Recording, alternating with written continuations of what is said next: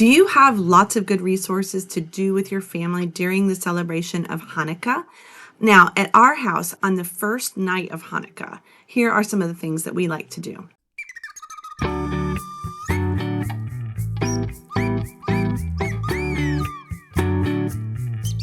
We like to begin by going over the first few chapters of the book of the Maccabees and explaining all of the events and the persecution that led up to the dedication of the temple.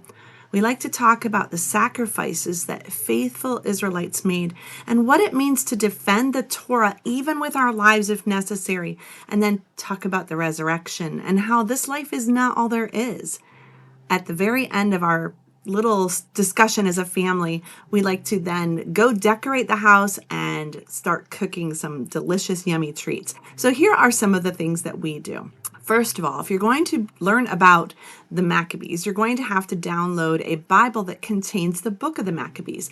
In our Protestant Bibles, we don't have those books. It's usually in Catholic Bibles. So you're going to have to go online. And some of the best websites that I like to go to are the World English Bible.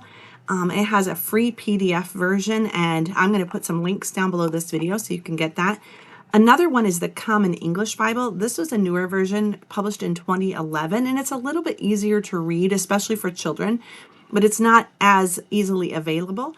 You can access it on popular apps such as YouVersion or Bible Gateway. So you're looking for the Common English Bible. And then you're going to look up the books of the Maccabees, 1st and 2nd Maccabees. So on night 1 of Hanukkah, at our house, we like to begin by reading 1st Maccabees chapters 1 and 2. Now, here are some questions that we like to discuss as a family after we've read those verses, or even while we're reading. First of all, who was Alexander the Great? He's mentioned in those chapters. He is a Macedonian king who conquered the entire known world for Greece, and he brought in the empire of Greece. So he was the head. He's really, really important.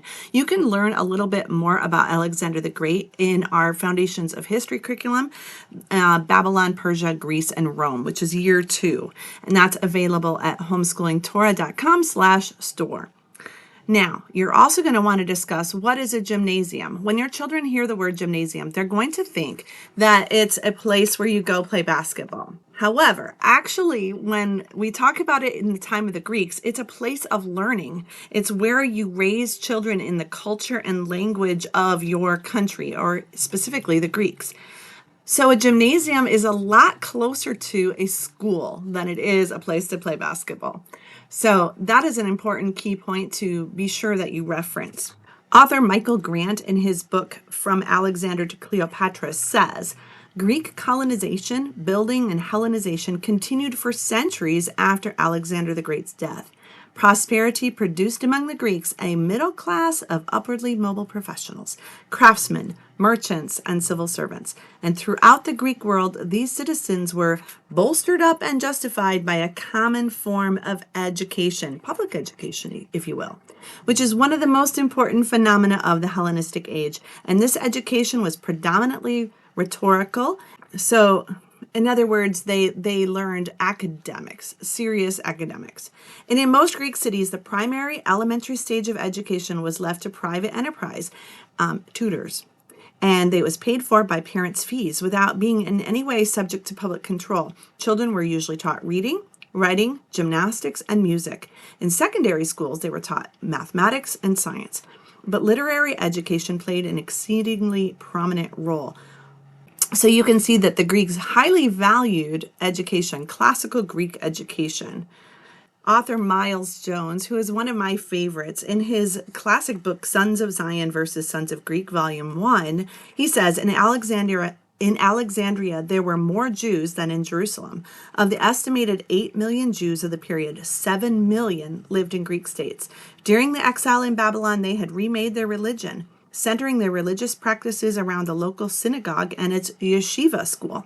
These yeshivas were now spread throughout the world, and the opposite of the Greek gymnasium. Their primary purpose, though, was the same, to educate. And in Alexandria, the Jews translated the Hebrew Bible into the Greek Septuagint because so many Jews of the diaspora or the dispersion no longer knew enough Hebrew to be able to read it or write it. And in some areas of the Greek Empire, the Septuagint was even taught in the synagogue. And because of this, in Jerusalem, most Orthodox Jews believed the Greek translation of the Torah to be the single most disastrous event of all of Hebrew history, because what happened was the people only could speak in Greek and they forgot the Torah. They were not being educated by their parents in Torah. They were being educated in Greek ways. So this is kind of the background to the Maccabees and the story of Hanukkah. So I think this is why stopping for a minute and explaining what a gymnasium is an incredibly important part of your first night of Hanukkah. It also mentions the beautiful land in that chapter. What is the beautiful land? It's also mentioned in the book of Daniel, but this is what any good Jew would call the land of Israel. It is the beautiful land.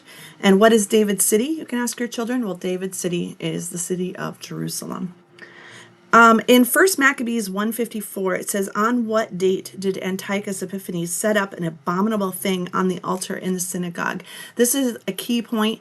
And it was in the 9th month, also known as the month of Kislev, which would be right now in the winter. It would be November to December.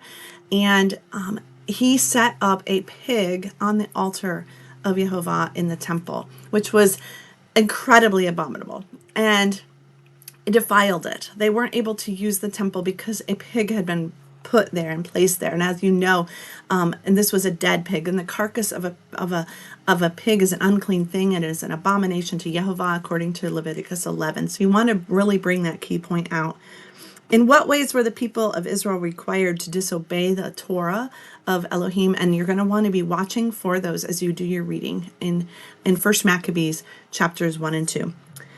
And then if you want to, you can discuss what the surname Maccabees even means, or Maccabeus.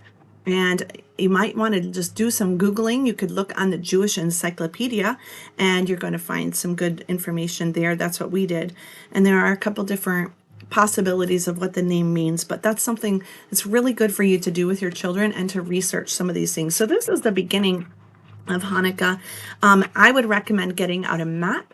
If you need to, just use the maps that are available freely on the internet and find places that are mentioned, such as Macedonia, Greece, Ptolemais, Alexandria, Jerusalem, and so on. So find all of the places that are mentioned as you read.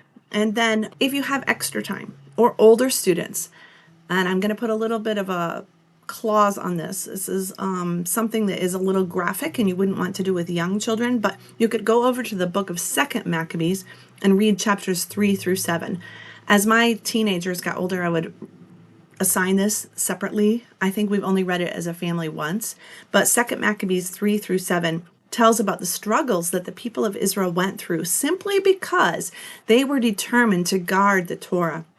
Their firm stand through the persecution that happened, and their belief in the resurrection is incredibly inspiring. And I really do encourage you to do this, and again, not with young children. Use discretion, okay? Because it is much more graphic in the portrayal of persecution that happened.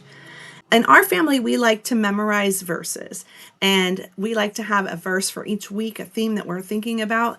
And for the week of Hanukkah, I recommend that you do Zechariah 4, verse 6. It says, "Not by might, nor by power, but by my spirit, says Yehovah Sevaot."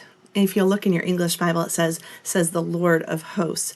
The Lord would be translated into his sacred name. In our family, we say Yehovah. Some people say Yahweh. And Sevaot means hosts.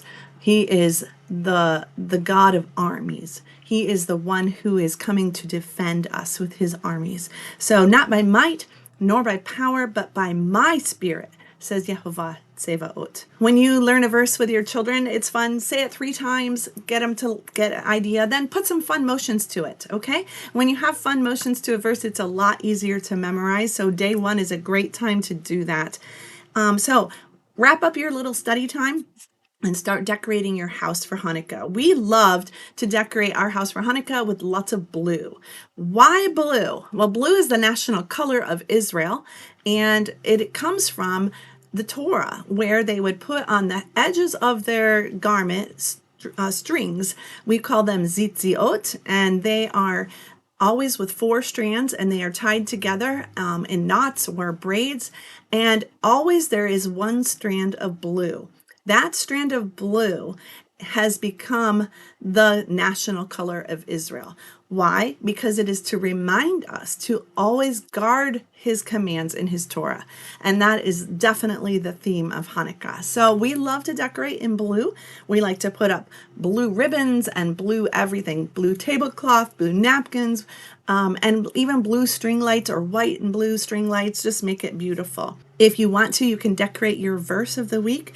And that would be Zechariah 4, verse 6, not by might nor by power, but by my spirit, says Yehovah Tsevaot. And you might want to make that the centerpiece on one of your walls. Finally, you're going to want to encourage your children to make a set of notebooking pages every single night during Hanukkah. Have them make one sheet of paper where they write and draw what they have learned that day. And that will become an incredibly wonderful keepsake. Not only educationally to have a portfolio of what you've learned, but just as a family memory that this is what we did during Hanukkah. You can finish out your night by enjoying traditional Hanukkah foods such as potato pancakes, also called latkes, donuts, cookies, things like that. That's a lot of fun. I hope you really enjoyed this. I'm going to come back tomorrow night with another set of ideas for you to celebrate Hanukkah. These ideas are all coming from an ebook available at homeschoolingtorah.com. You can buy it online, and I just printed my version of the ebook, and it's called Remembering Hanukkah, a Homeschooling Torah Unit Study. It's available at homeschoolingtorah.com/Hanukkah. Happy Hanukkah!